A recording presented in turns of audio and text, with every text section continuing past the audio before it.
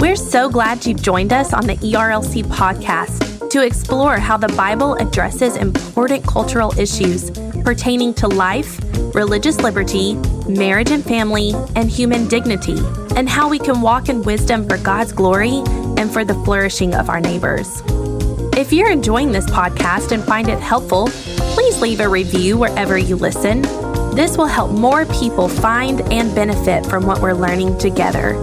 We are grateful for the time you take to join us for these conversations.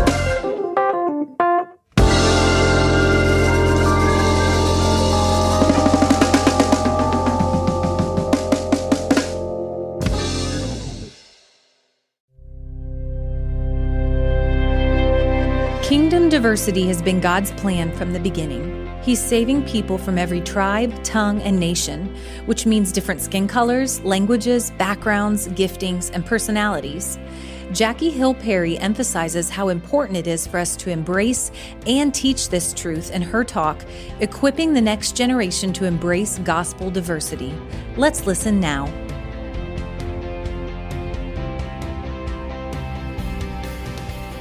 The next generation, I imagine, will be one worth watching. A week or so ago, the largest youth protest since Vietnam took place when thousands of youth from across the nation used their voices to speak out against violence, gun violence, and to speak for gun control. Generation Z, as they've been called, has already begun to champion what matters most to them, with a passion and conviction that I would think they must have learned from the generations before them. Many of them have seen the protests against police brutality done by folks maybe a decade or so older than them. They have seen the bent knee during a national anthem and understood it to be a revolutionary act. They have watched their Twitter timelines fill up with 180 characters worth of honest and grieving words that have stirred in them a desire to be just as loud for what is right as the silent are being for what is wrong. This generation has learned some things from us. Well, some of us, that is. Some of us may not have been alive to get close enough to the windows to see a sit-in in action at a segregated lunch counter. We weren't there to wave as the Freedom Riders rode past us, resolute in their mission, even if it meant that they might die on their way home. Some of us weren't old enough to watch as Martin and others walked across the Edmund Pettus Bridge in Selma, Alabama, but when we found out about it, it did something in us. It taught us that to care about injustice is to do something about it. To put ourselves in harm's way, even if that means peace for my neighbor, that this work of loving our neighbors and making sure others will do the same ain't always comfortable, but by example, they've shown us that it's worth it. When it comes to the generation before us, we've learned some things, but there are some of us that have learned other things. Some may not have been there to hear the sound of a body swinging back and forth on a tree, the cracking of the branch and the laughter of the ones that made the noose. You might not have been there in the pews when the deacons made sure the color folks sat in the balcony as not to sit too close to the white parishioners, as they heard the preacher tell them that all this segregation that's going on was the will of Almighty God. Some of you in this room probably weren't old enough to see all that the generation before you did, but don't think that in some way you haven't been taught by it. Taught to not take the death of a brown body serious even when it swings, or should I say retweets, in front of your face. Taught to stay seated in your pew while oppression happens all around you. Taught not in words usually, but by living, that this work of loving your neighbor and making sure others do the same doesn't belong to you. Taught that because your beautiful baby boy can walk down the street with Skittles and tea in his hand when no one threatened by the color of his skin, that the privilege of safety means that you are exempt from caring about the price of black pigment. Oh, surely we have learned some things. The generations are always teaching by example. If you read the book of Ezekiel before, you've come across a passage that speaks to this idea of generational teaching. We find the prophet Ezekiel addressing the elders of Israel. God has a message for them, but first he wants to give them a little history lesson. He reminds them about how he rescued the people of Israel out of Egypt with the promise that he would then bring them into a land flowing with milk and honey. But on the way, as we all do, they started tripping. They, in more ways than one, disobeyed God. And as judgment, God relegated them to a 40-year stay in the wilderness until the entire generation that left Egypt was dead. But while in the wilderness, the disobedience didn't cease. They continued to walk in unbelief towards God with their idolatrous ways, but eventually, as God said would happen, each one of them perished until the younger generation was the only generation left.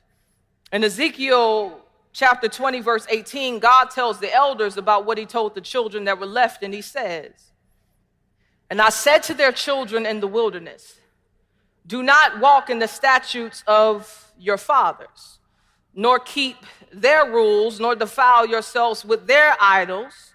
I am the Lord your God. So walk in my statutes and be careful to obey my rules and keep my Sabbaths holy, that they may be a sign between me and you, that you may know that I am the Lord your God." But the children rebelled against me.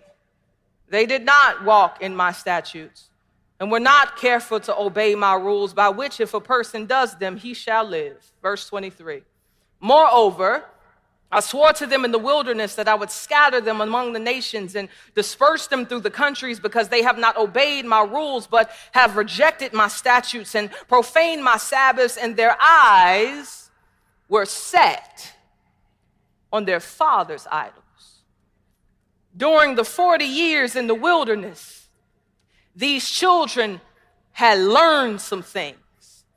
They'd seen some of their parents worship the gods of Egypt. They remembered when their mothers removed the gold earrings out of their ears and watched them turn them into golden calves. They were there when their fathers slept with the women of Moab, and when their family sacrificed to a god named Baal, a god they knew was not the God of Israel, but a God that they thought was more worthy of their worship than the one who took them out of slavery. These children grew up in an environment where the people of God had an allegiance to all sorts of idols and lived by all kinds of statutes that they've created for themselves. So when it was their turn to obey God, when they heard the command of God to walk in his statutes and to obey his rules, the only footsteps they chose to follow were the idolatrous feet of their fathers. And for all we know, they probably thought that generation knew best.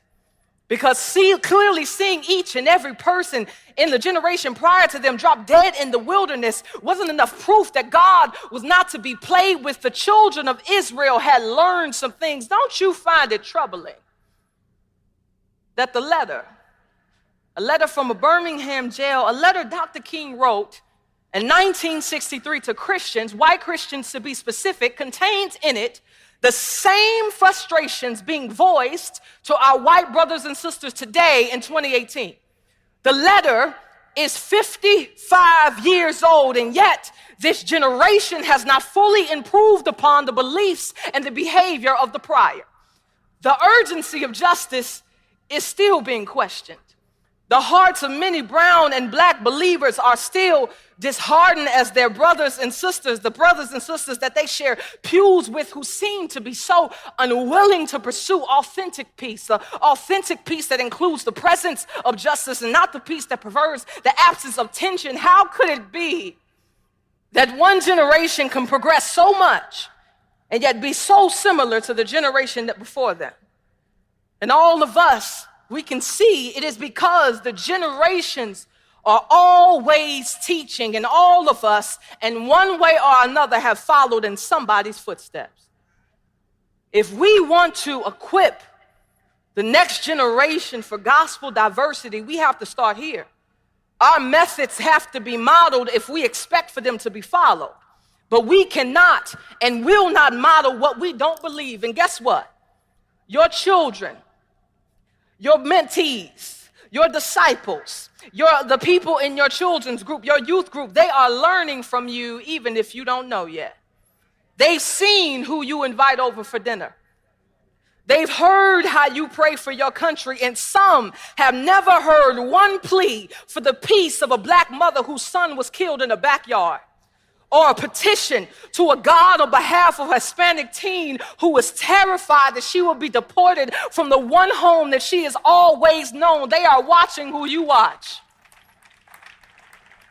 They are listening to who you are learning from. If there is any indifference in your heart towards gospel diversity, you better know that your indifference will be to them a norm to which their worldviews will be shaped.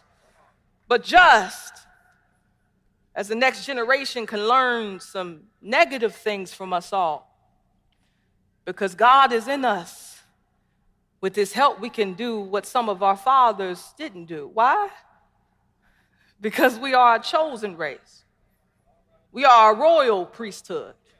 We are a holy nation. We are a people for His own possession, that we may proclaim the excellencies of Him who called us out of darkness and into His marvelous light. We must show the next generation what it's like to be a part of a chosen race, a chosen generation, a generation made up of people that are white and brown and black and every other color that God has made for His glory, a generation of folk that God has brought to Himself, a generation of people that may have some bad blood inside of their bodies because of sin and their different upbringings, but a generation that will fight for the oppressed in America and beyond, just like the God of Israel fought for the oppressed in Egypt. Let the next generation see what a royal priesthood looks like. How a people who've been anointed by the Spirit, sanctified by God, and brought near to His throne through the Son, show them how they move about the world.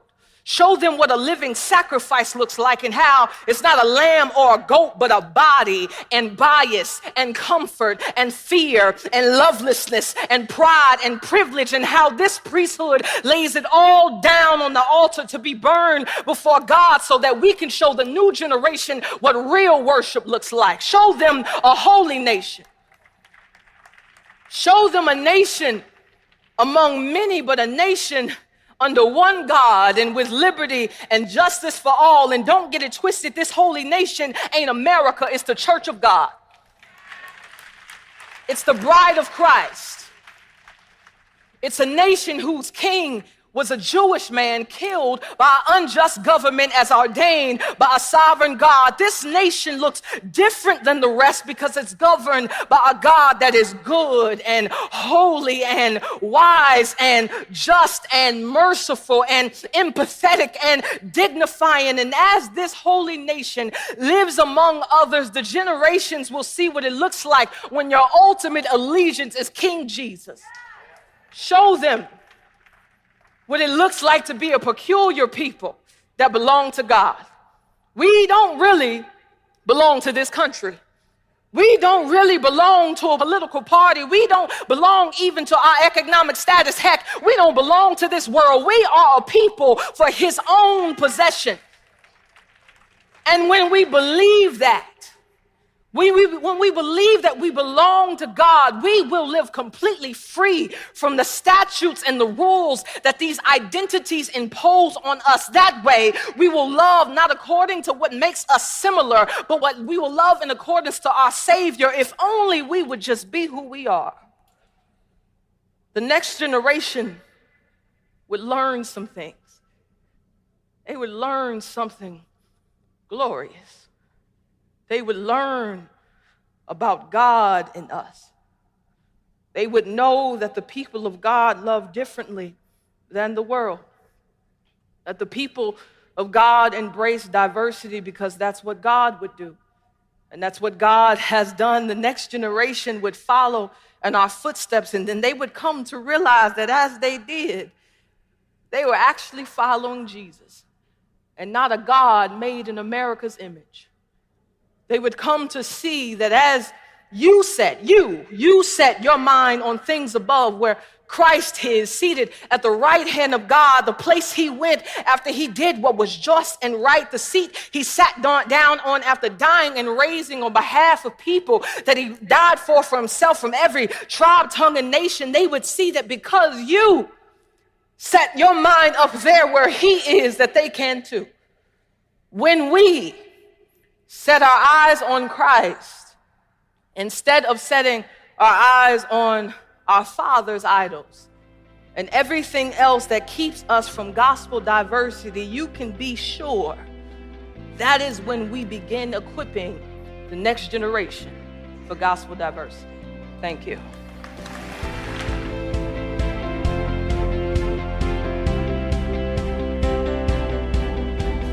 Thanks for listening to the ERLC podcast. Check us out on iTunes or Google Podcast and visit our site at erlc.com for more information about diversity. And don't forget to join us next week when we hear about becoming a voice for life.